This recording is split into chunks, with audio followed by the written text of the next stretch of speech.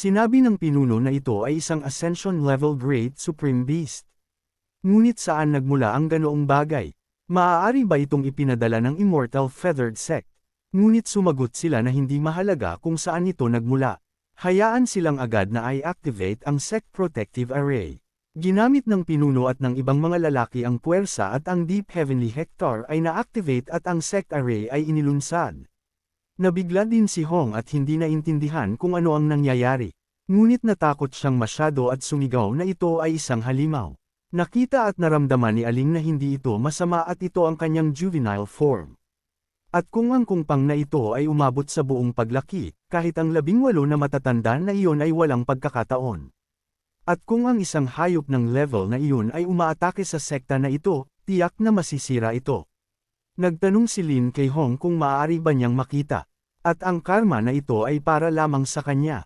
Nabigla si Hong at hindi naintindihan kung ano ang nangyayari sa mga mentor. At baliw ba siya? Nag-aaral talaga siya sa kanila. Tumindig si Lin sa hangin upang salubungin ang kanyang kaibigan at nagtanong si Hong, ano ang ginagawa niya? Sinusubukan ba niyang mamatay at dalhin sila kasama niya? Ngunit nang makita niya ang tunay na katawan gamit ang kanyang sariling mga mata, sinabi niya na ito ay imposible. Hinaplos ni Lin ang kanyang kaibigan at sinabi na siya ay isang mabuting lalaki, at nagpasya siya na tatawagan niya siyang Kukang, at mula sa sandaling iyon, siya ay kasama niya. Nabigla ang pinuno at nagtanong, ano ang naiisip niya? Time ba ni Junior Brother Y siya sa isang kilos lamang? Sumagot si Jay na hindi, at mas malamang na ang hayop ay alam na siya. Sinabi din ni Sua na ang nilalang na ito ay tumutugma sa sinaunang konpang mythical beast na nakatala sa sinaunang mga teksto. Sinabi ng pinuno na dahil pinag-uusapan nila ito, naalala niyang nagbasa tungkol dito, din. Ang isang ganap na lamaking ku ay maaaring kumain ng mga planeta at gumala sa multiverse, ngunit mas maliit ito kaysa sa mga alamat. Sumagot si Jay na marahil iyon ay dahil bata pa rin siya. Kung siya ay ganap na matanda, ang kanyang lakas ay lampas sa imahinasyon. Sinabi ni Lin sa kanila na huwag magpanik. At ito ang kanyang mount. Nagtanong ang pinuno, ang sinaunang hayop na ito ba ang kanyang bundok? At ang nakababatang kapatid ay dapat ngayong basbasan ng langit. Dapat itong kapalaran. At nakita ni Hong na maging ang pinakamatalino na mga immortal ng Kunlong ay naisip na ito ay biglaan. Ngunit hindi lamang siya lumitaw, kundi voluntaryo siyang naging bundok ni Lena. At para sa kanya, ito ay walang katotohanan. Ngunit bakit siya? Ang tamad na slacker na ito ay walang ginagawa. Ngunit ang kapalaran ay patuloy na nagpapalas sa kanya. At siya, isang tunay na cultivator na nagsanay ng walang pagod, na gumagawa ng kanyang paraan sa kapangyarihan, ay napipilitang magpahiya sa sarili sa kanyang mga paa. Sinabi ni Lin sa pinuno ng sekta na handa na silang umalis. At sa Kukang na sinasamahan sila, hindi na kailangang mag-alala. Tumingin si Lin at sinabi na mayroong isang bagay na nawawala dito. At pagkatapos gumawa ng ilang mga techniques gamit ang kanyang sariling mga kamay, naintindihan niya. Agad niyang inilagay ang kanyang bahay sa kanyang kaibigan. At sumigaw si Lin na ito ay kahanga-hanga, at ito ang kanyang bagong bahay. Tiningnan ito ng pinuno at nabigla sa kanyang nakita. Sinabi ni Lin sa kanila na sumakay sa barko at umalis sila. Sumagot siya na pupunta siya at sinabi sa kanyang nakatatandang kapatid na si Hong na tinatawag sila ng maestro. Galit si Hong at inaamin na ang kapalaran ay pumapabor sa malakas, ngunit tumatanggi siyang maging po ng isang tao magpakailanman at kung maghintay siya para sa tamang sandali, ninakawin niya ang kanyang swerte at gagawin itong kanya. At hanggat tumatanggi siyang sumuko, anumang bagay ay posible. Nagtanong ang pinuno sa wakas, magiging ayos ba talaga si Junior Brother Y sa Zoclan Banquet? Ang ninuno na ito ay isang pseudo-immortal. Sinabi ni Sua sa kanya na nag-aalala siyang masyado. At kailangan ba ni Junior Brother Y ang kanilang pag-aalaga kailanman? Sumagot si Xiao, oo, at sa totoo lang, magpapasalamat siya kung hindi siya magdudulot ng kaguluhan.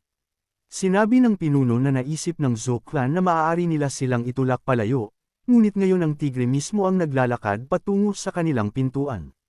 Maaari nilang pagsisihan ang imbitasyon na ito.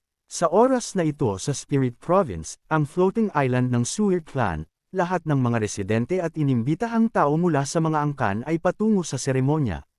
Sinasabi na ang ninuno ng Suwa clan ay naging isang pseudo-immortal at ngayon ang mga aristokrata na ito ay dumaragsa sa kanila. Mabuti na ang isang malaking stage ay nangangailangan ng isang malaking madla. Ngunit sa pangunahing isla ng Suwa clan, sa pangunahing tirahan ng Suwa clan, sumigaw ang mga panauhin na binabati nila ang pseudo-immortal ng Suwa clan, at magkakaroon siya ng divine protection para sa susunod na 300,000 na taon. Ngunit seryoso, kung siya ay maging isang tunay na immortal, mabubuhay siya ng higit sa 1,000,000 taon. At sumasang-ayon ba si Young Master Suwa? Sinabi ni Young Master Suwa sa kanila na binobola nila siya, at hindi na kailangan pang mag-alala. Aalagaan ng Suwa clan ang kanilang mga kaalyado. Ngunit nagtanong ang mga tao, inanyayahan ba ng Suwa clan ang Profound Sky Sect?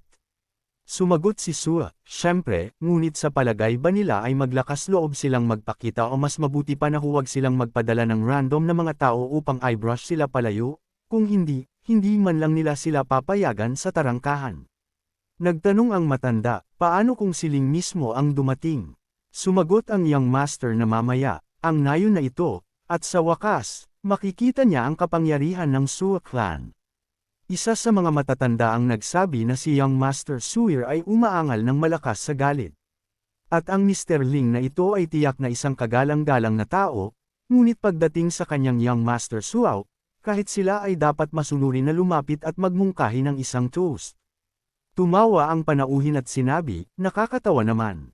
At ang ninuno ng Young Master Suwa ng Jiang clan ay isang Void Immortal. At gaano man kalakas ang mga Venerables, paano sila makukumpara sa isang Void Immortal? Naintindihan ng Young Master na gaano man kadakila ang kanyang pangalan at gaano man siya kasikat, kailangan pa rin siyang maging mapagpakumbaba sa harap ng Ginoo na ito. Bigla, tumingin ang mga tao sa langit at nagtanong ng nagulat, ano ito? At ano ang papalapit sa langit? Sa sandaling iyon, lumipad si Lin sa kanyang bagong hayop at itinayo ang kanyang bahay sa ibabaw nito. Nabigla din ang mga taga-nayon at nagtanong, ano ito? Ito ba talaga si Kuning? Ngunit ito ay isang sinaunang Diyos na nawala matagal na ang nakalipas sa Longman. Isa sa mga lalaki ang nagsabi kay Mr. Suwa na ito ay isang great crossbow.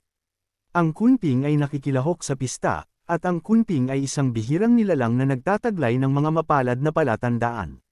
Ngunit sumagot sila sa kanya na gaano niya pinahahalagahan ang status ng isang divine being at naglalagay siya ng ganoong presyon sa kanya at hindi para sa wala na ang lalaki na ito ay ang ninuno ng Suwa family. Maaari siyang magkaroon ng ganoong mga koneksyon sa mga dakilang tao. Sinabi ng young gentleman sa lalaki na ito ay isang panauhin na may malapit na koneksyon sa kanilang mga ninuno at ang kanyang mga magulang ay minsan sinalubong siya ng may kagalakan ng. Ipinanganak siya sa oras na ito ng taon at espesyal silang nagpasya na palakihin siya bilang isang literary man. Ngunit kalaunan ng kanyang mga magulang na nakatanggap ng masyadong maraming kahihinatnan ay magalang na tumanggi sa kanya. At ngayon na naaalala nito talagang nakakaramdam siya ng pagsisisi. Sinabi din ng mga panauhin na ito ay talagang kamangha-mangha at hindi para sa wala na ang Suwa family ay ganoon kataas sa Mermaid. Ngunit sa katotohanan hindi nila alam kung sino talaga ang dakilang tao na ito. Pagkatapos ng lahat, hindi pa nila siya nakita dati. At tila ang tao na ito ay may lakas ng loob at ito ay isa sa mga kaibigan ng mga Taoists na naglakbay ng libu-libong milya upang dumalo sa pista. Ngunit sumagot ang Panginoon na ang koneksyon na ito ay nakuha niya. Sinabi ni Lin na ito ang Zantian sect o maging ang Zantian order at maaari itong tumukoy sa Taoist Shoka o sekta at ang maestro ay tiyak na nakikipagpulong sa kanila. Sinabi din ng mga tao na ito talaga ang maestro at naisip ng outside world na ang Zantian sect ay isang sinaunang sekta. Mayroon silang mga pagdududa dati ngunit ngayon talagang naniniwala sila nito. Isa sa mga panauhin ang nagsabi na nang ipinadala si Kang, kinuha ito at ginamit. Ngunit ano talaga ang nakatago sa kailaliman nito? Nakita ng young master at sumagot na ito ang tunay na siya. Ngunit sinabi ng mga tao sa maestro na siya talaga ang pinakamahusay sa lahat at tunay na kanilang maestro. Nagtanong ang young gentleman kung ano ang gusto niyang malaman, kung ano ang nangyayari, at hiniling sa kanilang lahat na mag-isip ng maingat bago sila kumilos. Ngunit sumagot ang panauhin kay Mr. Zhu na hindi niya naintindihan ang kahit ano. Hindi rin siya nakarinig ng kahit ano. Ngunit nakita ng maestro na ang patch na ito ay masyadong makapal at ang kanyang balat ay talagang makapal. Bigla, lumitaw ang ninuno ng Zhou family at sinabi na hindi niya inaasahan na ang tao na maaaring kontrolin ang Kang Crossbow ay talagang isang miyembro ng Chantian sect. Tiningnan ng ninuno ng Zhou family ang hayop at naisip na kung ang ganoong divine beings ay maaaring tumulong sa kanya, magiging kapaki-pakinabang ito para sa Zhou family. At kung hindi dahil sa mga alalahanin tungkol sa Zentian sect, ang kamakailang kaguluhan sa Great Realm, at ang katotohanan na ang Kung Jongman ay malapit sa kanila, nakialam na sana siya. Lumabas ang ninuno at sinabi sa lalaki na sa katunayan ang Great Lord Crossbowlight na ito ay talagang nagdudulot ng liwanag, talagang nagdudulot ng kanilang Zhou family ng bagong hininga. Bigla, sinabi ng system na binabati nito ang may-ari sa pagkumpleto ng gawain at lahat ng divine abilities at methods na ginamit niya ay magpapataas ng kanyang training speed ng 30 beses. Naisip ni Lin na hindi ito talaga binibilang at tila kung mayroong isang paraan upang makakuha ng suporta, mabuti yun. At maging ang pagpapadala ng isang blanco ay nangangailangan ng ilang respeto, at si Zhu ay dapat na medyo mahirap din, tama. Tumingin si Lin at sinabi na ipinahayag niya ang mga pag-asa sa ngalan ng Zentian sect at nagnais para kay Quigan na matagumpay na malampasan ang sakuna. Sinalubong sila ng ninuno at hiniling sa kanilang pumasok sa bahay. At sinabi niya na sa Fujin, ang mga mababaho na monghe na iyon ay alam lahat na siya ang Old Demon Bee Queen. Ngunit ngayon, ang mga tao ay may isang anak at si Yang Xin na mukhang ganap na naiiba mula sa mga nauna. Sinabi na ng mga tao pagkatapos makita si Lin na bagaman siya ay isang maliit na lalaki at hindi mukhang nagbabanta, mukha pa rin siyang cute, tinitingnan siya. Hindi siya mukhang isang old school enemy lahat. Umupo siya sa mesa at sinabi na mayroong napakaraming masarap na pagkain dito at hayaan si Brother Hong na tingnan din. Sinabi ni Lin sa kanya, na kung gusto niyang kumain, dapat siyang pumunta lang at kumain. Nagtanong siya sa kanila kung totoo yun, at kung totoo yun, hindi siya mahihiya. Ngunit bigla, lumapit ang young master sa kanila at sinabi sa kanilang huwag mag-alala. Nagtaka si Lin kung totoo ba talaga ito. Kilala nila siya ng maayos. Sinabi ng maestro na siya ang bunso na anak ng Zhuo family at isang direktang apo ng ninuno ng Zhuo family. Hindi man lang siya binigyan ng pansin ni Lin at kinuha lamang ang kanyang ilong. Sinabi ng maestro sa kanya na huwag mag-alala, at hindi pa huli ang lahat upang malaman din. Ngunit si Lin ay hindi na mapakali at sinabi na ito ay kalokohan lamang. Sinabi ng young master na siya ang junior ng Zhu family, ngunit siya ang tagapagmana at ang kanyang ninuno ay ang ulo ng disyerto. Nagtanong ang Ginoo sa lalaki kung paano siya naglakas loob na banta siya ng ganoon katapang at paano niya magagawa iyon. Nagtanong din ang Ginoo sa kanila ng parehong bagay. Ano ang mayroon upang makita? Ngunit nakita ni Hong na ang tao na ito ay talagang tinalo ang Holy Son na maaaring magbago sa isang heavenly being. At ito ay tunay na kahanga-hanga. At ang lalaki na ito, gaano man siya magsumikap, hindi siya makukumpara sa mga naglalaro sa ganoong mga ordinaryong tao. At ang Ginoo na ito mula sa isang maagang edad ay nagtataglay na ng mga natitirang kakayahan. At maraming mga babae na nalubog sa kanilang mga damdamin ang hindi makalaya sa sarili. Ngunit naniniwala ang young master na kung gagawa siya ng isang hakbang pasulong, tiyak na magagawa niyang akit ang kanyang pansin. At kapag dumating ang oras, gagamitin niya ang kanyang mga kakayahan upang akit ang maestro. Lumapit ang young gentleman kay Hong at tinawag siyang isang kagandahan, nagtanong kung gusto ba niya ng mga bulaklak. Alam ni Hong na ang lalaki na ito ay isang bobo lamang na oso. At sa central area, isang flower star ang idinagdag at maaaring gamitin upang lumikha ng isang potion na nagpapataas ng spiritual power. At ang rental materials ay isang bihirang at mahalagang kalakal, at ginagamit talaga sila upang ipasok sa mga flower vases. At talaga, nakakatawa lang iyon. Nagtanong ang young master, Red Fairy, paano ganoon? Hindi ba niya gusto ang bulaklak na may lalamunan? Sumagot si Hong na hindi niya siya dapat tawagin na isang fairy. Siya ay isang lalaki. Sinabi ng young master na ang Red Fairy ay talagang mapagbiro. Ang mga tao ay mukhang maganda kapag nakilala nila ang mga maaaring mabuhay at tumawa, at nagtanong siya kung maaari ba niya siyang sundan sa silid upang makipagpalitan ng mga karanasan sa pagpapabuti. Nagalit si Hong at tumiin sa paligid at sinabi na abala siya dito at inilabas niya ang lahat ng kanyang mga apoy para sa palabas. Nagtanong ang mga tao, anong klaseng tanawin ito?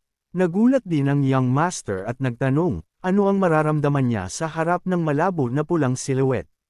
At maging ang ninuno ng Shower family sa fairy level ay isang insekto lamang. Napagtanto ng Ginoo na ito ay isang problema na at nahulog sa kanyang mga tuhod at sinabi na ang lalaki na ito ay masyadong bali-bali at ang Red Fairy ba talaga ang pinakabago na paraan upang mag-stalk sa taong ito. Bigla, lumapit ang ulo ng Ju family at sinabi na ang pagkakaroon ng nawala ng isang tao na kasing halaga ng isang perla sa isang araw, ang young master ay agad na nahulog sa kawalan ng pag-asa at natakot. Lumapit ang pinuno kay Hong at sinabi na ang lahat ng ito ay kasalanan ng kanyang walang kapalaran na anak na masyadong istrikto. Sumagot si Hong na siya ay talagang isang lalaki. Ang pinuno ay labis na nagulat at nagtanong, isang lalaki. At kung titingnan ng malapit, ang kanyang figure ay medyo payat, tulad ng isang babae mula sa Mao family, na may isang eleganteng at malayang style. At syempre, sa ilalim ng balde ay nakasalalay ang isang mabigat na mangkok, at natatakot na hindi ito ang daloy ng palda. At ito, din, ay tila ang paniniwala ng matanda na ito ay kapalaran. Ang pinuno ay labis na nagulat at sinabi sa Red Fairy na siya ay talagang mapagbiro. At siya ay ganoon katapang na maaari niya itong gawin ulit at ulit, na parang nakikipaglaro siya sa kanya. Ngunit hindi makayanan ni Hong ang kanyang mga salita at tiningnan kung paano magagawa ng kanyang kapangyarihan ang lahat ng ito at sinabi na tiyak na mamamatay siya. Bigla, tumakbo si Sai nang hindi inaasahan at bumaling kay Red Brother na ang bright director ng Winter Mouse ay kumuha ng alak mula sa mga tao at hinahabol siya, ngunit ito ay lasing ng mabuti. Like, comment, share, and subscribe naman dyan mga ito go. Maraming salamat po.